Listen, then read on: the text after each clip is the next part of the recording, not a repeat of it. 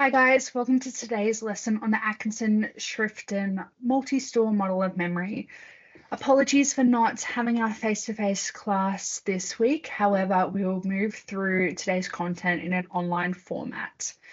In terms of where this content links in the study design, it's at Unit 3, Area of Study 2, How do People Learn and Remember?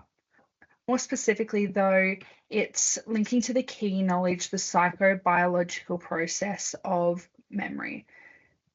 Furthermore, the explanatory power of Atkinson-Schriften multi-store model of memory in the encoding, storage, and retrieval of stored information in sensory, short-term, and long-term memory stores.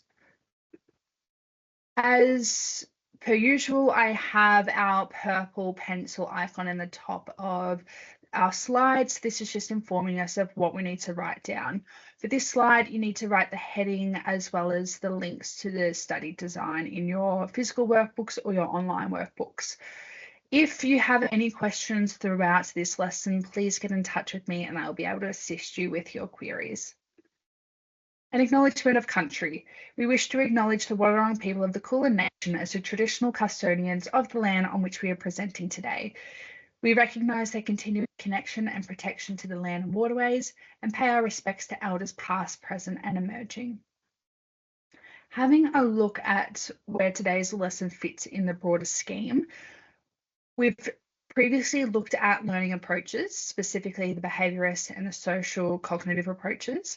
As you can see by the flashing boxes, we will be looking under the heading of memory. So Atkinson-Schriften multi-store model fits under that. We will specifically look at sensory memory, short-term memory, and long-term memory. And this exploration of content will hold us in good stead for the upcoming lessons, where it actually will feed off what we've been learning today.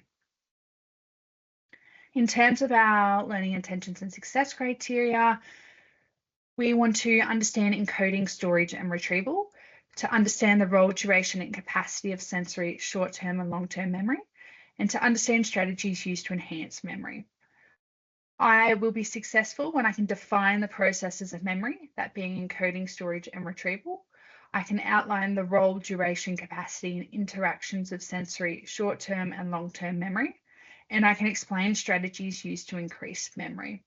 I want you to write down both the learning intentions and the success criteria in your workbooks. A quick look at the organisation of today's lesson.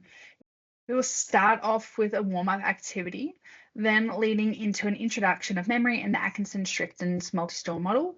We will then specifically look at sensory memory, short-term memory, memory-enhancing strategies, long-term memory, Barracks High School yearbook study, as well as being able to apply our knowledge to choose some memory questions.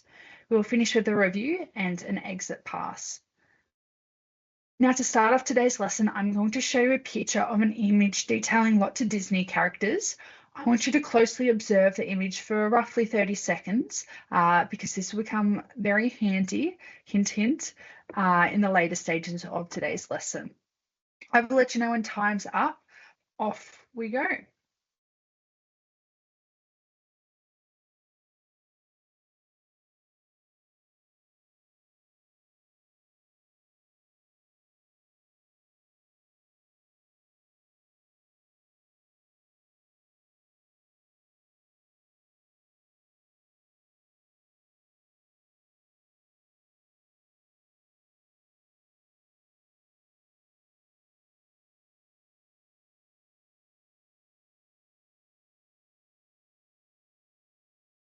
And that is time. What I'll get you to do is to click that Padlet link there, and that will take us to this lesson's Padlet. What I want you to do is have a think about the term memory. As you can see in that first question, I want you to define and explain the term memory.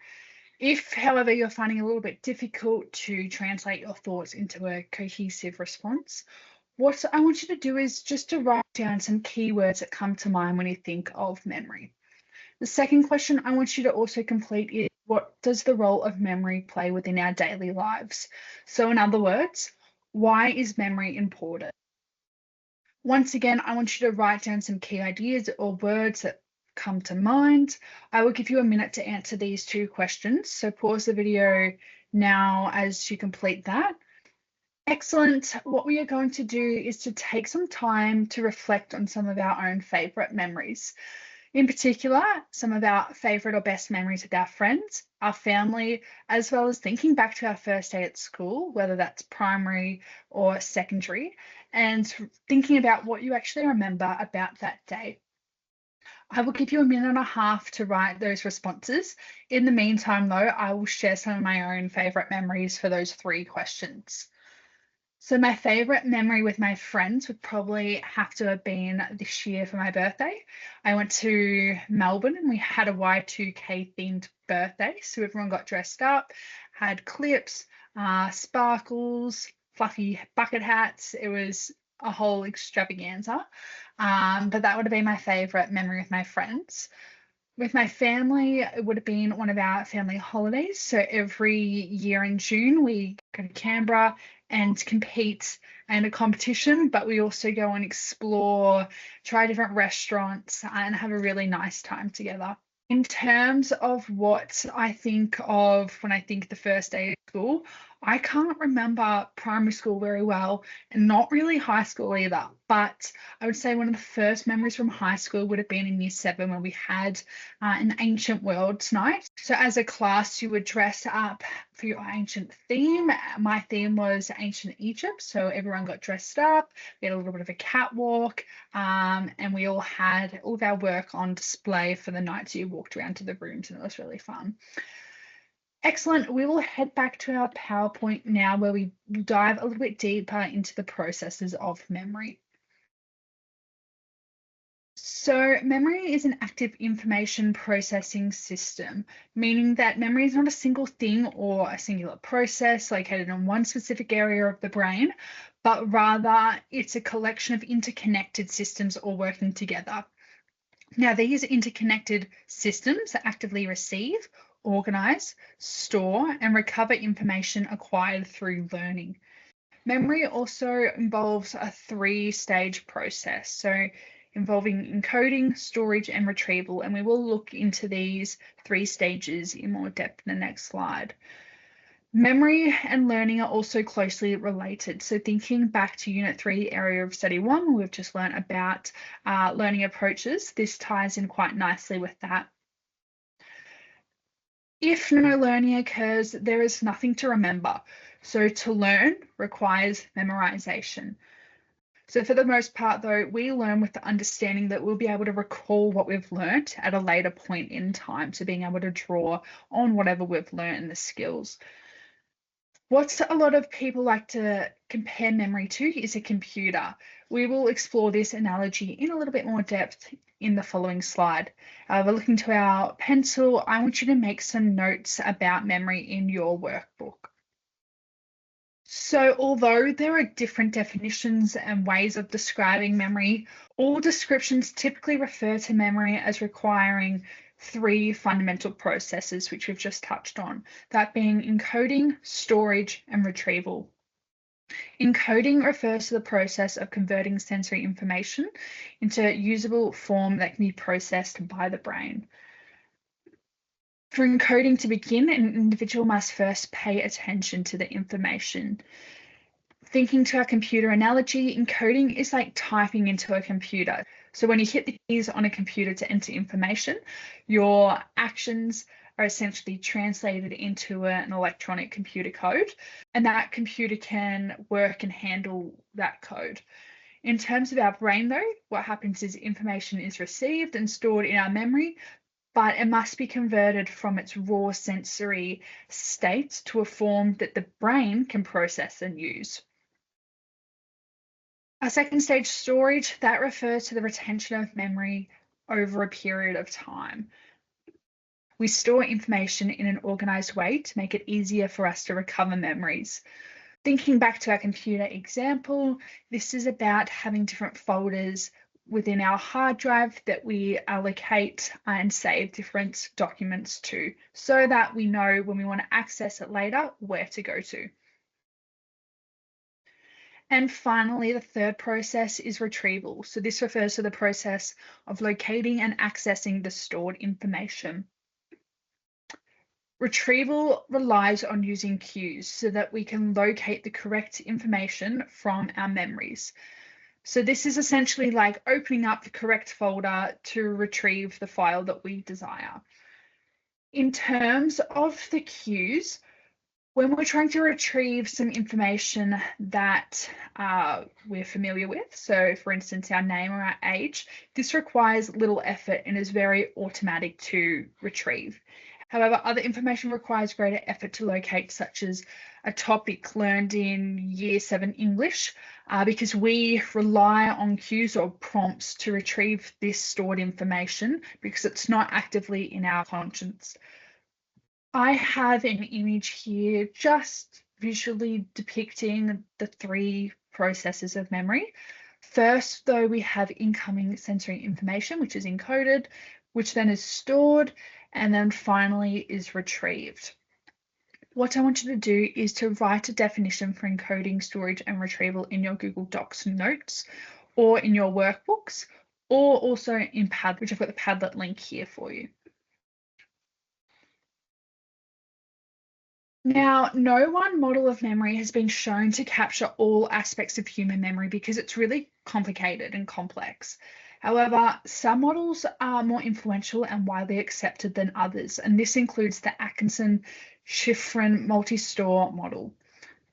So essentially, this model is made up of three main stores, the first one being sensory memory, the second being short-term memory, and the third being long-term memory. Now, each of these stores vary from one another in terms of their role, their duration, so meaning how long they can hold on to memories or information, as well as their capacity, so the amount of information that they can hold. The next few slides will explore each of these stores in greater detail as we begin to compare the role, duration, and capacity amongst these three stores. What I want you to do is to write a brief explanation in your Google Docs notes or workbook about the Atkinson-Shiffrin multi-store model. So as I've just mentioned, the first store of our multi-store model is sensory memory. Sensory memory refers to an entry point of memory where new incoming sensory information is stored for a very brief period. So essentially what happens is we receive all this incoming sensory information from our senses and our environment constantly. However, it's not possible for us to attend to all this information at the one time because otherwise it'd be too overwhelming. Now, for instance, such sensory information could be my voice, could be the background noise of this recording now and the work's being done at my neighbor's house. It could be the touch of your clothes on your skin. All of this sensory information is bombarding our nervous system. So in this raw form, it's detected by our senses and stored in our sensory memory, just for a very, very, very brief period. However, it's long enough for us to be able to attend to it and select the information to be transferred into our short-term memory there. So if we attend to this information, so we recognize its presence, that information is converted and encoded into a more usable form and moved into our short-term memory. Thinking back to Unit 3, Area of Study 1, with Pavlov's experiment, this initial incoming sensory information would have been seen with the dogs. So hearing that ringing sound of the bell would have been the incoming sensory information. Now, for whatever reason, we don't attend to this sensory information. What happens is that it's forgotten.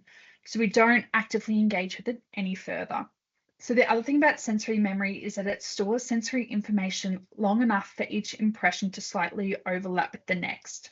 So this enables us to perceive the world around us as continuous and flowing in one big motion picture, rather than a series of isolated visual images or disjointed sounds. Rather, it's one collective motion flowing picture. Other thing with incoming sensory information is that it's assumed to be stored in separate sensory systems, which are called sensory registers. So for each sense, it's believed that they have its own sensory register. These sensory registers differ in their ability to store information and the time that they can store information. We are going to look at two of these sensory registers, the first one being iconic memory and the second being echoic memory. Iconic memory refers to visual sensory information, and this lasts for approximately 0.3 of a second. And this sensory register explains why we still see motion from a series of still images in animated films. Echoic memory refers to auditory sensory information, and this lasts between 3 to 4 seconds. Now, this longer time actually allows for the selection and interpretation of the information before it disappears.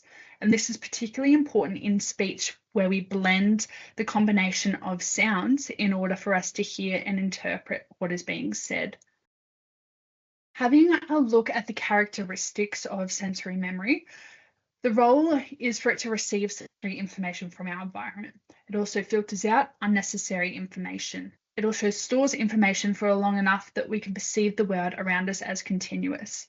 As we've mentioned, the duration is 0.2 to 4 seconds, with iconic being 0.3 to 0.5 and echoic being 3 to 4 seconds. So the capacity of sensory memory is unlimited, meaning we can receive numerous amounts of sensory memory at one given point. In terms of the ways in which we forget this, it's through fading. So as we fail to attend to the sensory information, it's forgotten and exits our sensory register. What I want you to do is to copy this table into your Google Docs table. The link is provided below there. What we are going to do now is to test your sensory memory via 3 different tests. The first one that I want you to do is a waving phone torch test. So pop the flashlight on your phone or find a torch. I don't have my phone available, so we're using this trusty old lamp. What you are to do is, facing the torch towards you, you're to spin the torch in a circular motion and watch what happens to the trace of the light. You will find it will trace a circular path with the light. The second test I want you to complete is a floppy pencil test. Grabbing a pen, pencil, text, or whatever you've got handy, pop it in the tips of your fingers and slightly wiggle it around so it appears bendy. The third test is a clapping test. What I want you to do is watch your hands as you clap and listen to the sound and work out if they're happening together at the same time.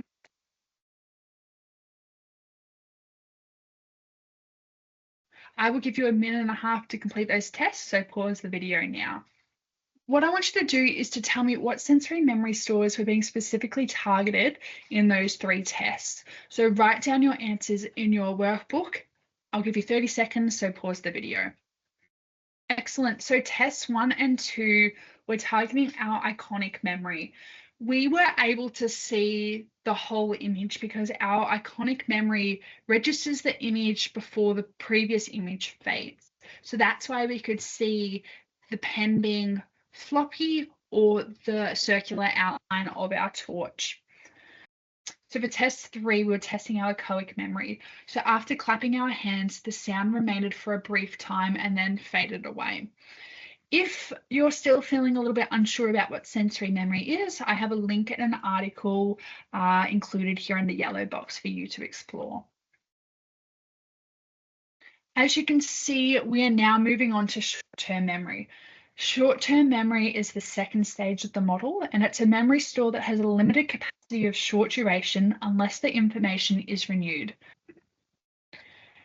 So our raw information in our sensory memory has been attended to and has been transferred via encoding to the short-term memory. So this information is conscious and actively manipulated to ensure that it's retained long enough so that we can use it.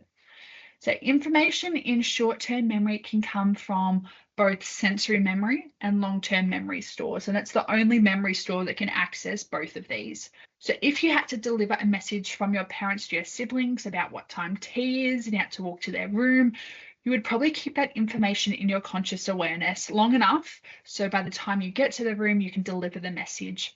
So in terms of Pavlov's experiment, where the unconditioned stimulus was constantly being repeated with the conditioned stimulus, that strengthened that association and constantly renewed that pairing in the brain. In terms of the characteristics of short-term memory, its role is that it actively manipulates encoded information, so it remains in conscious awareness to use for mental tasks. Its duration is between 12 to 30 seconds. Capacity is 7 plus or minus 2. However, it just means that it's between 5 to 9 items that you can remember at one time. In terms of how this information is lost, it's through displacement or decay.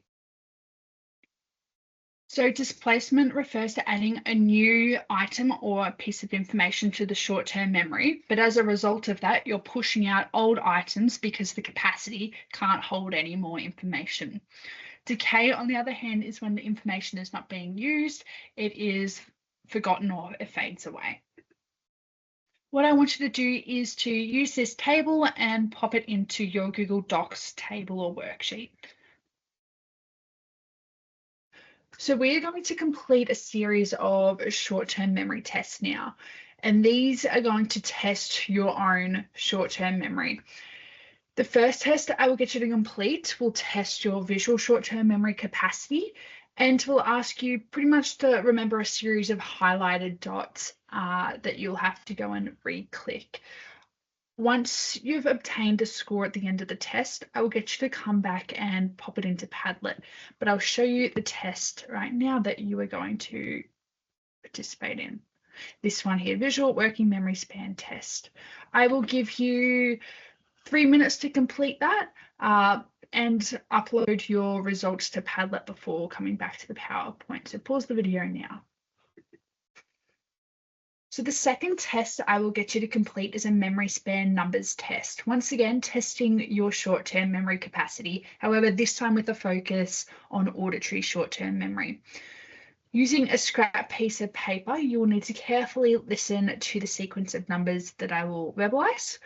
I will commence with a clap and the sequence will end with a clap. You will need to write the numbers in the correct order as they were heard. I will share the answers at the conclusion of the 6 sequences. Once you begin to make errors, that will then inform us of your short-term auditory span. Grab your pen, piece of paper, we are getting started.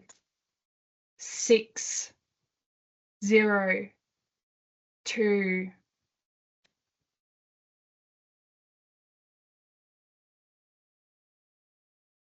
1, 5, 7, 3,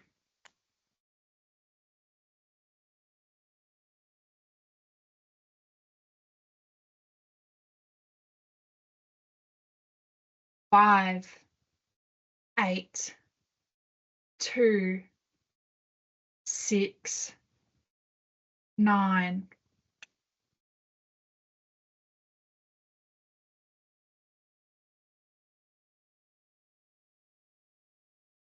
9, 1, 4, 3, 6, 8,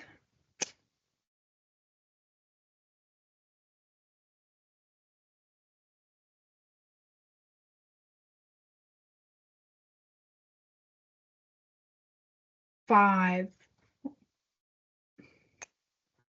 5, 2, 0, 8, 0, 3, 2,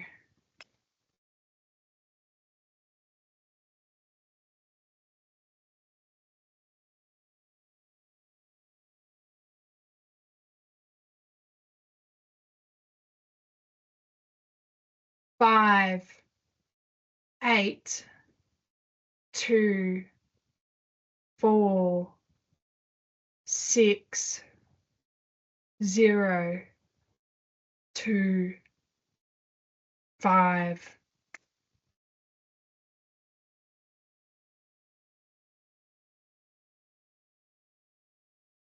And we'll do one more to challenge ourselves.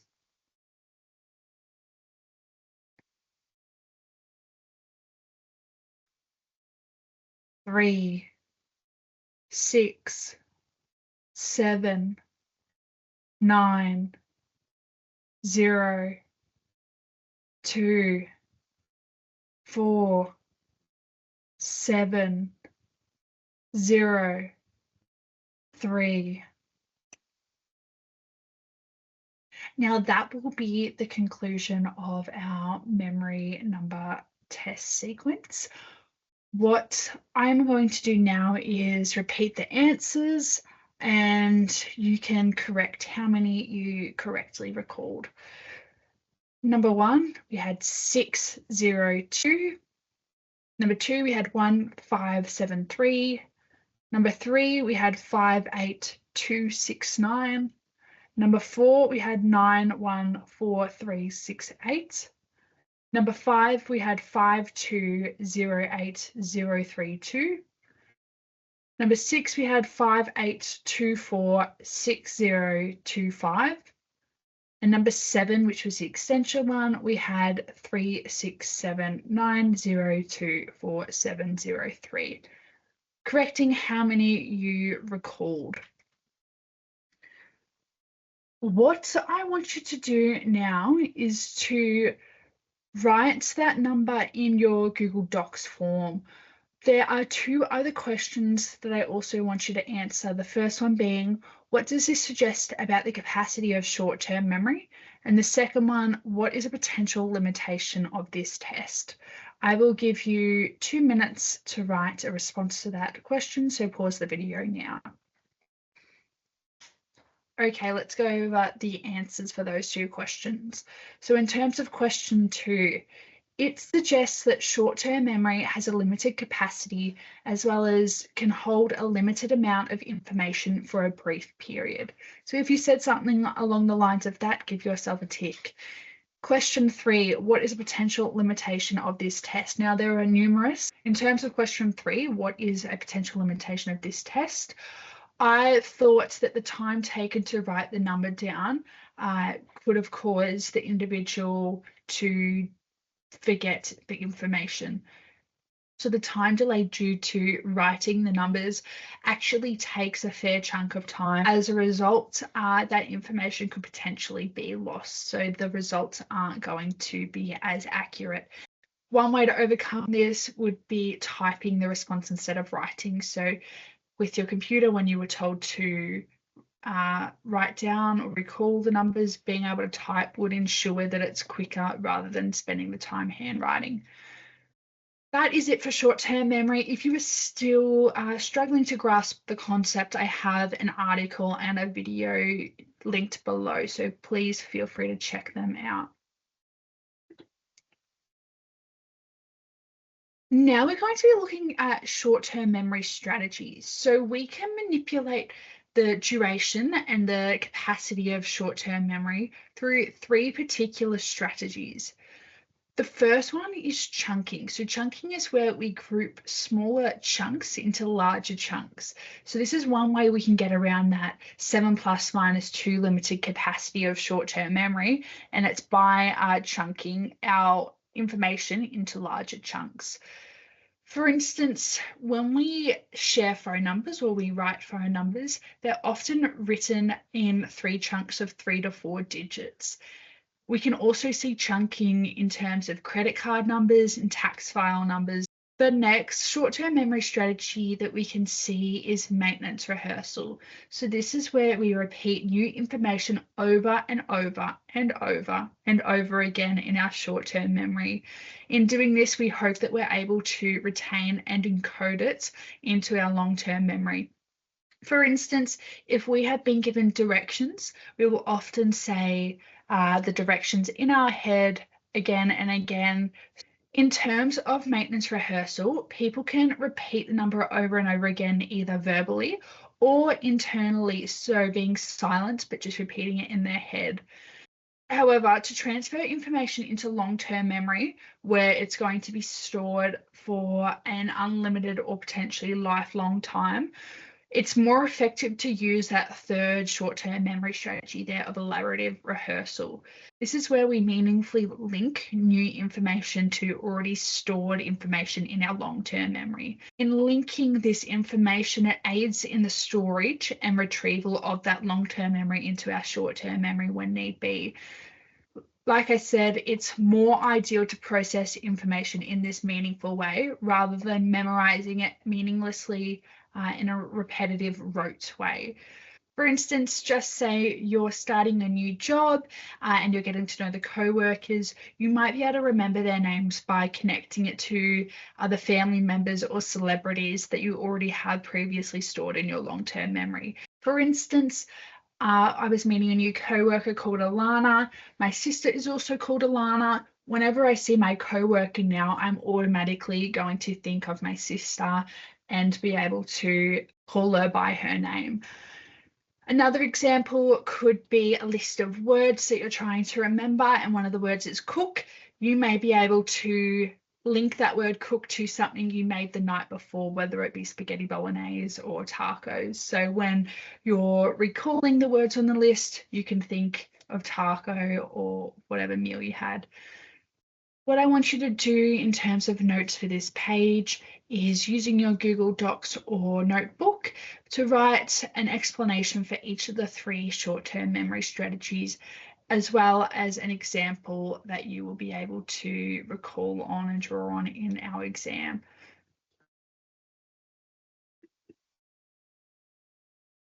We are going to move on to long-term memory, so our third and final stage of our multi-stage memory model.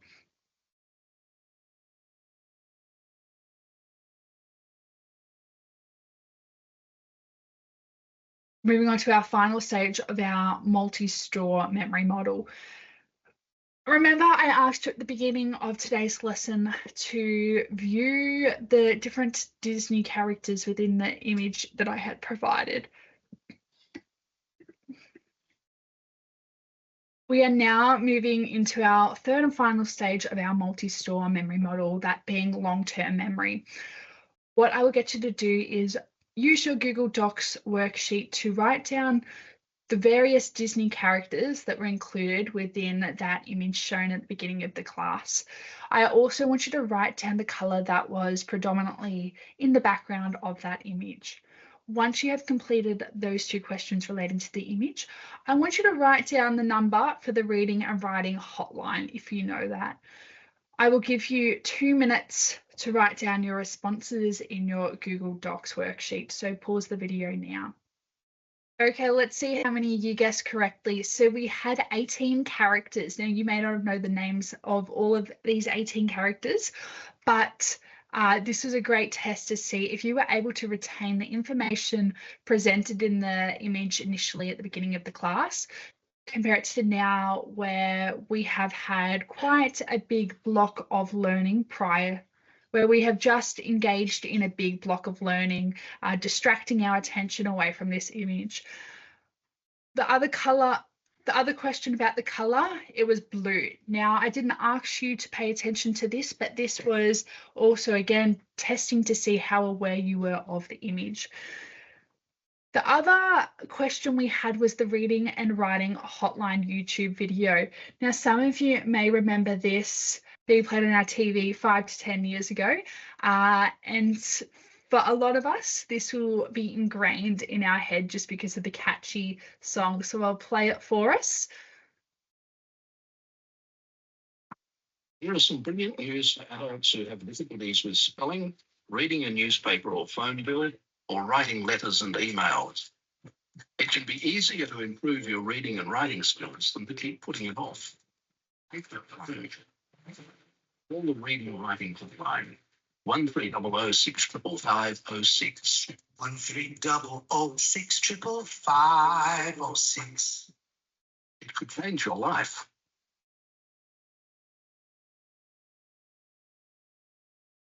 Hopefully you were successful in remembering that number 1300 655 06. Okay, now we're going to have a look at the third and final stage of our multi-store memory model, this being long-term memory. Long-term memory is a memory system that is relatively permanent and holds huge amounts of information for a long time, possibly lifelong. Now, this contains information that we've retained from past events, as well as knowledge, facts, and skills previously learnt. Going back to our diagram, what's just happened is our short-term memory that we have rehearsed or chunked has now been encoded into our long-term memory. So it moves from this middle phase to this final phase. Once it's in this long-term memory, it can then be retrieved back into our short-term memory. So, for instance, thinking of a long-term memory that happened a year ago, I am actively pulling it out of the long-term memory source into my short-term conscious memory. So when the memories are situated in long-term memory, it's no longer conscious, it's subconscious. But when it's brought back and you begin thinking about it, it's now in our short-term conscious memory. The way that we can bring these memories back is through the use of cues. In terms of our star icon here, like we've said, it has engaged in further encoding to be cemented in that long-term memory store. And we've touched on it becomes unconscious when it's in our long-term memory. And this is so that we're not becoming overwhelmed with the amount of information that is stored in our memory. I have a great little clip here from Inside Out, the movie, that I'll play for us. Wait, Joy, you could get lost in there. Think positive. Okay, I'm positive you will get lost in there. That's long-term memory. An endless warren of corridors, shelves. I read about it in the manuals. The manuals? The manuals! You read the manuals! Yeah. So you know the way back to headquarters. I guess. You are my map. Let's go. Lean on my map. Show me where we're going. Okay, only I'm too sad to walk. Just give me a few hours to... Oh! Which way? Left? Right. No, I mean go left. I said left was right, like correct. Okay. This actually feels kind of nice. Okay, here we go. We'll be back to headquarters before... Okay, so that video there, we saw the structure of essentially Riley's brain, so the brain that these little characters are in. Now, these big pillars that you can see with all the different colored bulbs, that is how they're representing that long-term memories are stored. We know that long-term memories, though, are stored in semantic networks. Okay, let's have a look at the characteristics of long-term memory. So specifically, its role is to hold on to information in semantic networks, making it available for retrieval later. Now, the duration, it's relatively permanent, which we will explore next in a study. Its capacity being unlimited, and the way that it's lost is through decay and poor retrieval cues. So that meaning we don't know how to accurately retrieve it. I have another star here, and this is another video from Inside Out. What I want you to do is figure out if you can see an example of long-term and short-term memory within this clip. Let's see. Phone number. You don't need all these. They're in her phone. Forget all that. We Guys, got it. I need to find the right tip. 4 years of piano lessons. Yeah, it looks pretty faded. You know what? Save chopsticks and heart and soul. Get rid of the rest. U.S. presidents. What do you think? Yeah, just keep Washington, Lincoln, and the fat one. Forget it. Hey, you can't throw those away. Those are perfectly good memories. The names of every cutie pie princess doll. Yes, that is critical information. Glitter storm, honey pants, not Forget it.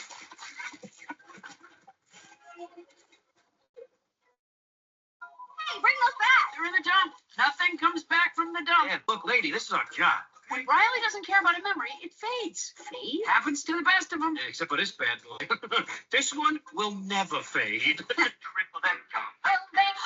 song from the gum commercial. You know, sometimes we send that one up to headquarters for no reason. It plays in Riley's head over and over again, like a million times. Let's watch it again. I know, we all know the song. Okay, yeah, we'll go. What do you think? Should we do it? Yeah. Okay, here we go.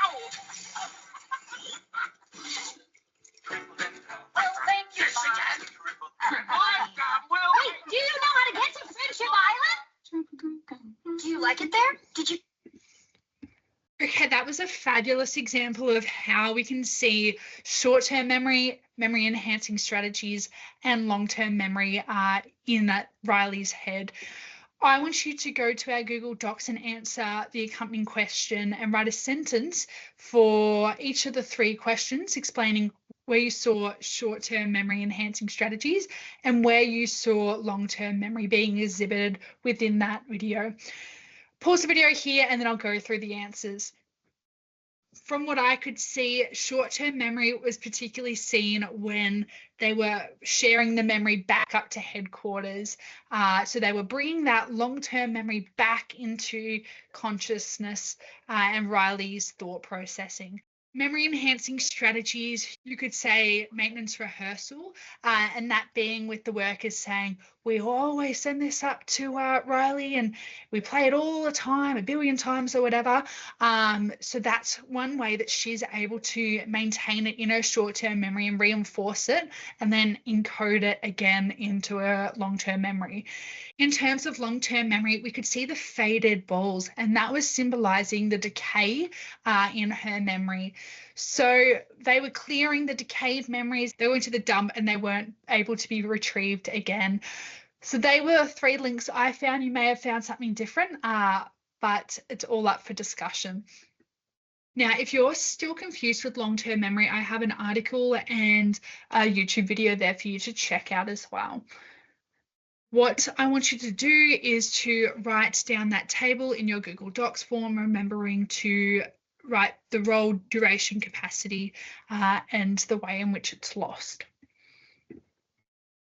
Now, we won't touch over this today only because we're running out of time, but this will be covered in next lesson. Long-term memory, 4 main memory types, as you can see there. So we have procedural, declarative, semantic, and episodic.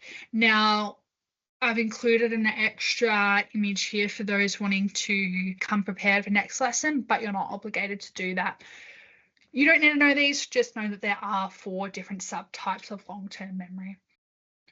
Now what I want you to do back in your Google Docs notes, I want you to list the names of the other people you can remember in your Year 7 English or Maths class. I will give you 2 minutes to write down the names of as many people as you can remember. So pause the video now and we'll see you in 2 minutes. So you may be wondering, why did I need to do that? Well, it's a perfect segue into the study that we'll be looking at today. Barrick and his colleagues in 1975 conducted a study called the High School Yearbook Study. Now, their aim was to investigate the duration of people's long-term memories, specifically how long people could remember information over long periods. What they did was they tested 392 graduates, aged between the ages of 17 and 74.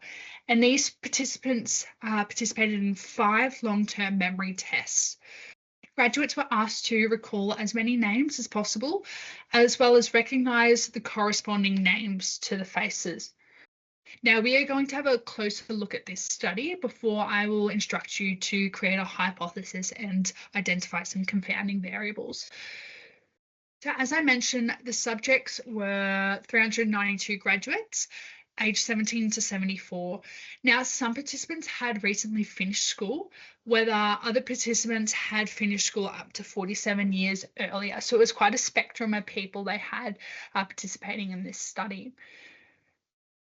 Now, their IV was time since graduation, so that's what they were changing. What they were measuring, so the DV, was their accuracy in recall as well as their accuracy in recognition. In terms of the method, like I said, there were 5 tests. The first one being a free recall test, where they had to remember the names of people freely in their graduating class. So they didn't have any cues or prompts. The second test was a photo recognition test. So they were presented with images and they needed to determine which of those people from these images were actually in their class. They did the same, but with a name recognition test. So they were presented with a list of names, and then they had to identify which of those names were from their class. They then did a matching test where they had to match the profile picture with the corresponding name. Then they had to do a picture cueing test where they were given a picture and they needed to write the name of that person. So what they ended up seeing in terms of results was those who graduated within 15 years, 90% of people were accurate with their recognition tests, and 60% were accurate with free recalls. In terms of the people who graduated after 48 years, 80% of them were accurate in recognizing names, 70% were accurate in face recognition, and 30% were accurate in free recall. So looking at that free recall there, we had 60 versus 30. And then for accuracy with recognition tests, we had 90 versus 80. So to talk about it from a discussion perspective, what they ended up finding was that participants became less able to recall the names with age, even with the inclusion of class photos. They also found that their ability to match names and photos and recognize names and photos differed little in regards to age. They could conclude that people could remember certain types of information, such as names and faces, for almost a lifetime. So reinforcing that idea that long-term memory has a lifetime duration. In terms of the hypothesis and confounding variables, I want you to create a research hypothesis that would have been tied with this experiment, as well as identifying a confounding variable that could have impacted the reliability and validity of those results. Once you have completed those questions, I would like you then to complete that final question. Do these results support the multi-store model? If so, explain. I will give you 2 minutes to write a hypothesis and confounding variables. So pause the video now. Okay, I will go through my hypothesis now that I created.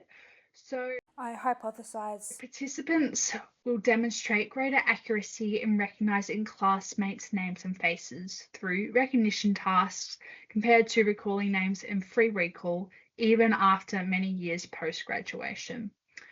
My confounding variable would be that some people may have frequently viewed their yearbook over the past decade and maintained continuous exposure to their classmates' names and faces. This could have ultimately enhanced their performance in comparison to those who had not opened or looked at their yearbook. If you had something different, that is totally fine. They were just my ideas. Now I want you to answer that final question. Do these results support the multi-store model? If so, explain how. I want you to answer that final question there in your Google Docs notes. Okay, we are now going to have a go at applying our understanding. So we've just looked at sensory memory, short-term memory, and long-term memory, as well as the processes involved in memory, that being encoding, storage, and retrieval. We've also looked at ways in which short-term memory can be enhanced. So looking at chunking, maintenance rehearsal, and elaborative rehearsal. Okay, let's have a look at the questions. So I have 3 animals here. I have a bear, walrus, and cheetah. Bear is if you're not feeling very confident with the content, walrus if you're feeling good, and cheetah if you're feeling excellent. I want you to complete 2 animals within a 5-minute time frame. Now, the first question is a multiple choice, second is a 2-mark short answer, and the third being a 3-mark short answer. What I recommend you do is spend a minute per mark and try to challenge yourself. So if you're extending yourself, you're more likely going to see that improvement and growth in your learning. I will give you 5 minutes to complete that now, and then we'll come back and explain the answers. Okay, let's have a look at the answers. So for this first question, Justin is listening to the radio in his car when a Guess the Song competition is announced. Justin thinks he knows the song, so he listens for the phone number to call. According to the Atkinson-Schrifton multi-store model of memory, how long will the phone number remain in Justin's short-term memory if he does not write the number down or engage in any other practices to remember it? The answer for this one is C, remembering that short-term memory has that 15 to 30-second duration. Okay, so for question 16, according to the Atkinson-Schrifton multi-store model of memory, when Justin wants to retrieve the phone number from long-term memory, the number will be A, recalled directly from long-term memory, B, moved from long-term memory to short-term memory, C, moved from long-term memory directly to sensory memory, or D, moved from long-term memory to sensory memory via short-term memory. The answer is B, moved from long-term memory to short-term memory. Remembering that short-term memory is able to receive incoming information from both the sensory memory systems as well as the long-term memory stores. Okay, question 2 with the walrus. Artistol was having a conversation with his school friend, Plato, about their experiences together at primary school, which they attended more than 10 years earlier. While talking, he remembered a funny story from year 4 and started to tell the story. Identify and explain the process of memory which is involved in Artistol remembering and telling his story from primary school. There are some key words here. First one being identify, second being explain, next being process of memory. So in order to obtain marks for this, you needed to have identified the process of the memory involved, remembering, encoding, storage, and retrieval. This one is retrieval, so you would have scored half a mark for that. You then needed to have explained the process of retrieval and how it is relevant to this scenario. You would score 1 mark for that. And you would receive half a mark for referring to the character's name in your response and to the scenario, that being Artistol. A good example of a response to this would be the process of memory involved in Artistol remembering and retelling the story from his year 4 is retrieval. Retrieval involves accessing previously stored information from long-term memory and using it in short-term working memory at a later time, as Artistol was doing by retrieving his memory from his year 4, sharing it with his friends. And our final question here with our cheater, there was a little bit of a scenario that you had to read. Now, this scenario wasn't particularly relevant, but that's what you find with a lot of exam questions. They'll have a larger body of text that they want you to read, and sometimes it's not actually explicitly linked to the question. So I kind of threw a curveball with this one. The question was, though, with reference to the Atkinson-Schriften multi-store model of memory, outline 3 processes that occur as the memory of the words on the list transfers from sensory to long-term memory, with this question being 3 marks. With the 3 marks, you will receive 1 mark for each of the processes that you outline. In terms of what needed to be included, students needed to outline the 3 processes that occur as words from the list are transferred from sensory memory to short-term memory and then long-term memory. So those 3 processes. Students may have referred to the following processes, such as attention, encoding, storage, consolidation, and rehearsal. The response, however, needed to reference the scenario, that being the words from the list transferring to memory, and each of the processes needed to make mention of the specific memory store, so that being sensory, short-term, and long-term memory. A common error that was found in student responses was to outline processes for sensory and long-term memory, but not including short-term memory, remembering that these 3 stores work interchangeably and they're quite interconnected. Another was outlining the process of retrieval, which is not acceptable for this question, as this question was about transferring the information to long-term memory and not from long-term memory. So they were just looking one direction. The following was an example of a good response. The words from the list first enter the sensory memory, where if attention is paid to them, then they will be transferred to short-term memory. Short-term memory can hold limited amounts of information that can be rehearsed to keep them in short-term memory for longer and enable encoding into long-term memory, where they will be stored permanently. Once again, there was reference to short-term memory, there was reference to sensory memory, there was reference to long-term memory, and the individual also drew on the processes, so attending or attention, rehearsal, and encoding. So hopefully you were able to self-correct those responses. Okay, we have reached the end of today's lesson.